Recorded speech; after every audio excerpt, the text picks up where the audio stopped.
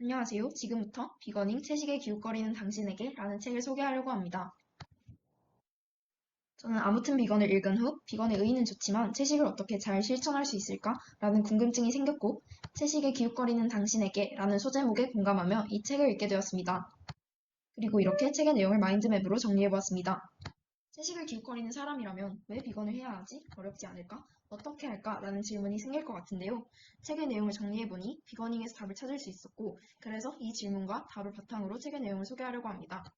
첫 번째, 비건을 왜 해야 할까요? 비건의 목적은 크게 환경, 동물, 건강으로 나눌 수 있으며 비건잉에서는 주로 환경 문제를 다루고 있습니다. 그중 온실가스에 대해 얘기를 해보자면 축산에 의한 온실가스 배출량은 전체 배출량의 무려 14.5%를 차지하며 이는 교통수단에 의한 온실가스 배출량보다도 큰 비율입니다. 더군다나 소가 뿜어내는 메탄가스는 이산화탄소보다 28배나 강력하다고 하니 축산업이 환경오염에 결코 적지 않은 영향을 미치는 것 같습니다. 한편 동물복지에 대한 인식이 높아지며 공장식 축산의 잔인함과 함께 그 대안으로 방목형 축산도 대두되고 있습니다. 그렇다면 과연 방목형 축산은 괜찮은 걸까요? 비건잉에서는 이렇게 말합니다. 대규모 잔혹행위 대신 대규모 파괴일 뿐이라고요. 가축 방목은 생태계를 파괴하는 자동화 시스템이라고 표현합니다. 결국 공장식 축산이냐 방목형 축산이냐의 문제보다는 우리의 식단 변화가 필요하며 채식을 통해 그 환경을 지킬 수 있다는 것입니다. 그렇다면 비건은 과연 쉬울까요? 물론 아닙니다. 첫 번째 이유는 육식이 관행이며 욕구의 문제이기 때문입니다. 관행을 바꿀 때 우리는 적지 않은 저항에 부딪힙니다.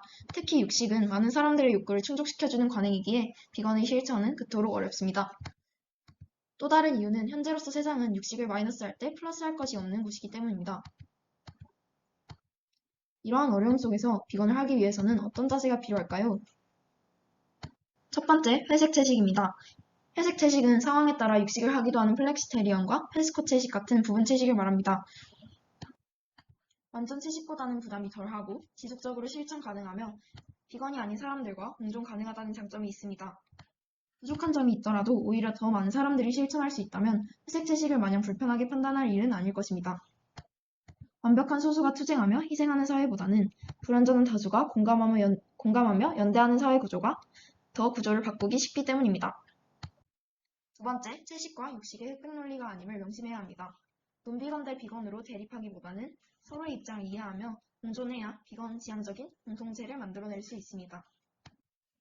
세 번째, 연결성뿐만 아니라 위치성을 고민해야 합니다. 채식은 과연 개인의 선택과 미각만의 문제일까요? 빈곤한 사람들, 시간이 부족한 사람들에게는 채식은 그저 풍경일 뿐입니다. 따라서 채식을 쉽게 강요할 것이 아니라 연결성과 위치성을 함께 고민하고 누구나 채식을 선택할 수 있는 사회를 만들어 나가야 합니다. 마지막으로 비건은 방향인 것을 기억해야 합니다. 가끔 틀린 선택을 하더라도 괜찮습니다. 우리가 나아가야 할 방향성만 명확하다면 말이죠. 스스로에게 너그러워지는 동시에 조금 더 나은 삶을 살고 싶은 생각을 삶의 나침반으로 삼는다면 즐겁고 아름다운 비건을 할 수 있지 않을까요? 이렇게 비건잉에서 얘기하는 채식의 목적과 자세에 대한 이야기를 마치도록 하겠습니다. 즐겁고 아름다운 비건이즘을 위한 회색 채식을 다루는 비건잉, 채식에 기웃거리고 있다면 꼭 읽어보시길 바랍니다.